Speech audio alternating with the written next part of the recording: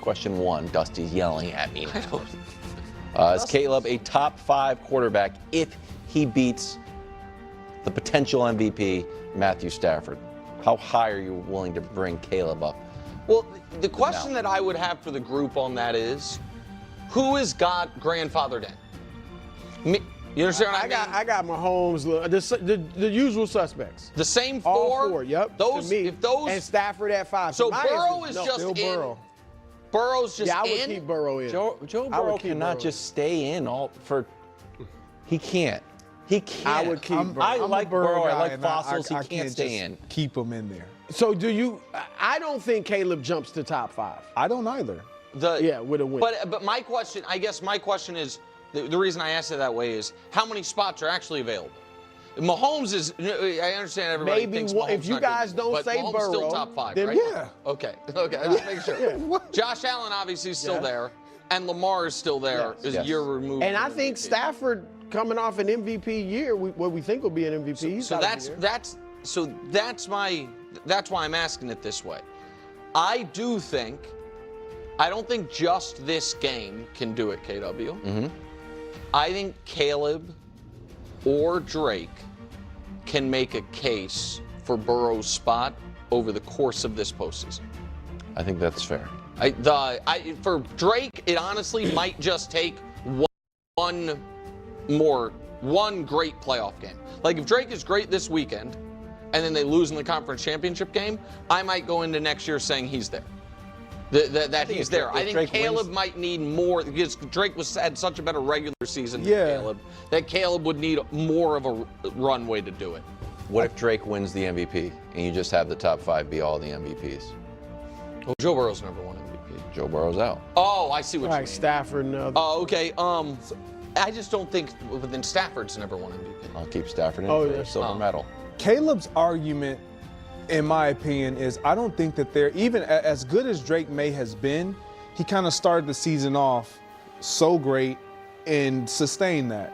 Where Caleb, there was a natural progression in growth every single week, and it just continues to carry over. Even listening to him in the post-game interview, the maturation like that he just conveyed, it just seems like he's growing in every area and aspect of being a professional. Completion percentage. I understand. I don't think you can have the worst completion percentage to be a top 5. It has 60% of his pass. And that's a large reason why I poke fun at the Bo Nix thing, but it's Bo Nix, but it looks better because it's sexier. He has more highlights. It's more Caleb driven. But Bo Nix has been doing this same thing. It just doesn't look as great. It's not quite the same thing. I think, do they both have 7 come from behind wins this year? All I'm saying is he's been poor. Bo Nix has been worse. I think Bo Nix has been worse than Caleb early and not as good as Caleb late. But it is still a big jump in clutch time. But can I ask a question about Caleb's completion percentage? Sure. Because I saw somebody made this point, and I was like, that's interesting, that I at least want to throw out there. Is there an element of, they made the comp of the throws Caleb attempts and what that does to your completion percentage, making it analogous to the three-point revolution, and about how 40% from 3 is better than 20 or 50% from 2, because the points are worth, right? 50% because those shots are worth more. 33% from 3 is the same. 50%. Exactly right.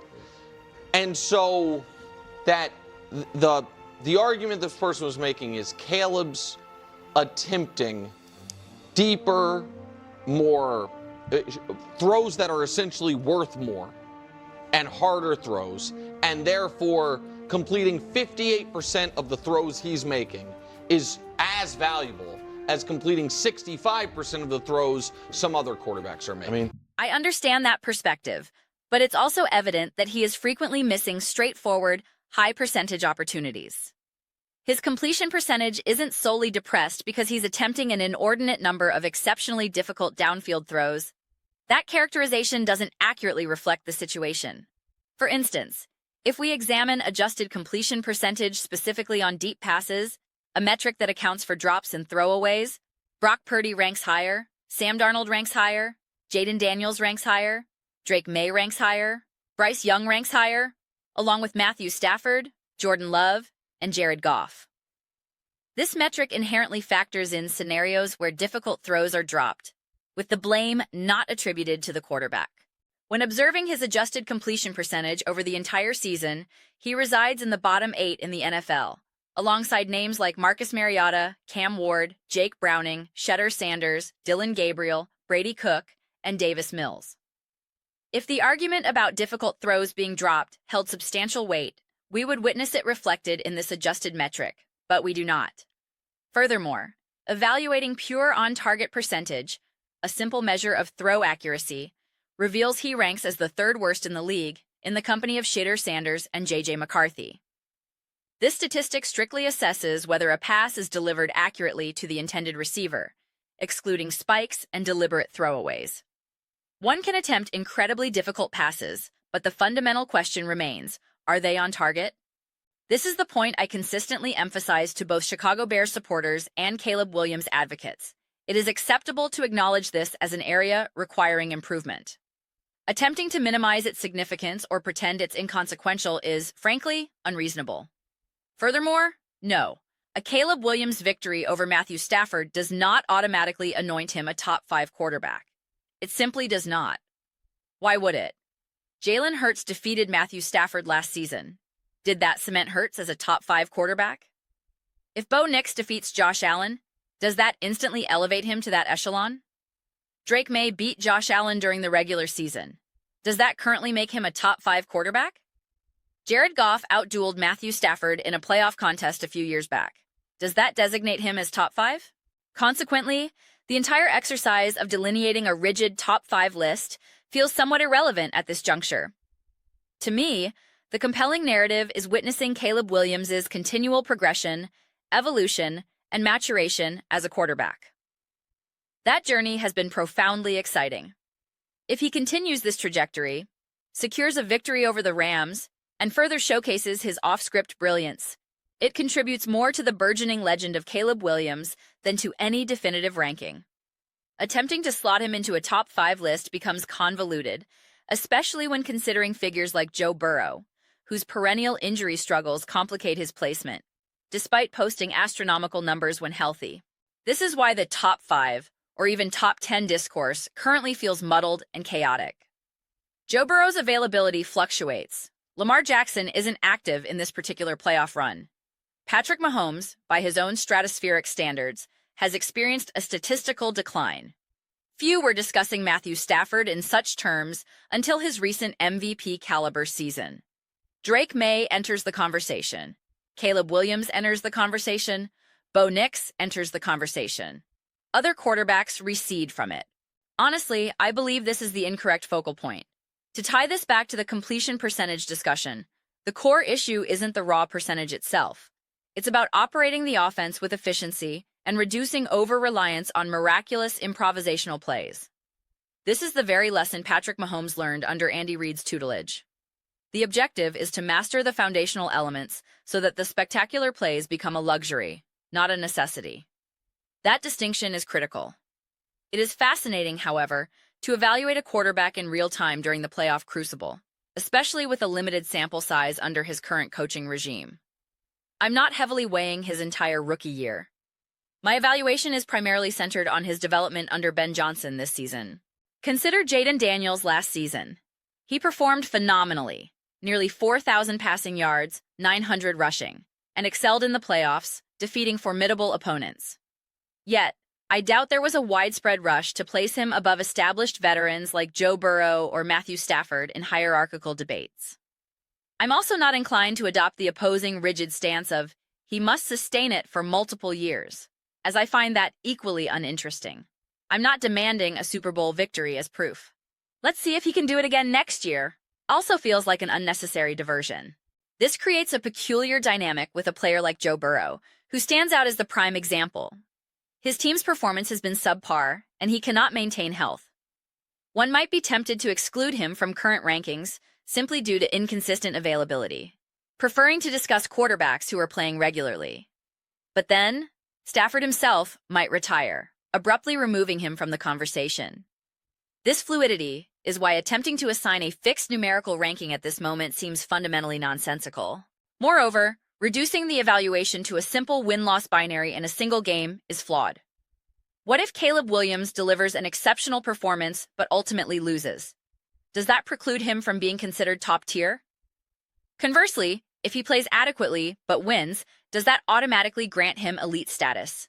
This logic is inconsistent. The true metric is the quality of play. C.J. Stroud just defeated the Pittsburgh Steelers. He did not play a great game. Conversely, numerous quarterbacks have delivered performances 100 times superior to Stroud's in that game and still lost. Bryce Young arguably outperformed Peyton Manning in a Super Bowl. Manning won the ring, Young went home. One cannot base the entire assessment on that single outcome. Thus, I am tremendously excited to observe this upcoming game and witness how Caleb Williams performs on this stage. His continued growth in these high-leverage moments is undeniably compelling. However, I resist the reductionist narrative. Win and ascend, lose and be dismissed. That's the wrong framework. What I will emphasize is this. I don't necessarily require further evidence to be convinced of his caliber. I was prepared to say a great playoff performance would solidify my view, but I'm already largely convinced. I perceive him as a great quarterback. My personal taxonomy consists of 3 primary tiers: elite, great, and good. Caleb Williams, provided he can achieve greater stability, is firmly rooted in the great category. When he masters the basics and converts the layups with higher consistency and success, he will then transition firmly into the elite tier. That is the evolution. Make no mistake, and I'll conclude here, this is a frequent point of discussion regarding the very best. Analysts often marvel at how Patrick Mahomes consistently makes the routine plays. They note, Mahomes almost never misses that easy throw.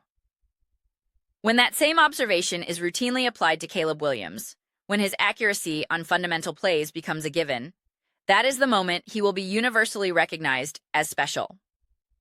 Presently, Caleb Williams does special things. There's a distinction.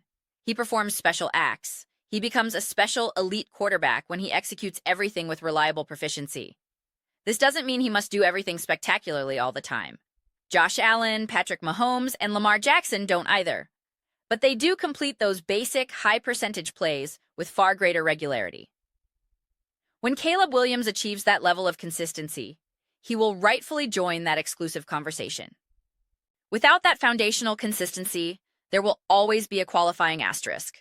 We can engage in statistical gymnastics all we want, debating whether a 40% success rate on high-difficulty plays is more valuable than a 50% rate on easier ones.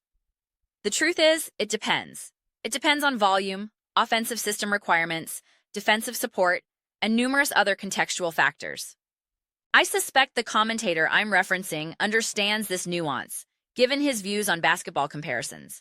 He might argue LeBron James is a more impactful offensive scorer than Stephen Curry, yet Curry possesses a significantly superior three-point percentage. Similarly, Kevin Durant might have more efficient scoring metrics than LeBron. Yet, in certain debates, we know who some will favor. For any Chicago fans inclined to disagree with my assessment, I would suggest my analysis isn't disparaging. It's realistic. For perspective, simply consider the endless, nuanced debate between LeBron James and Michael Jordan. But those are my reflections. I would absolutely appreciate hearing yours.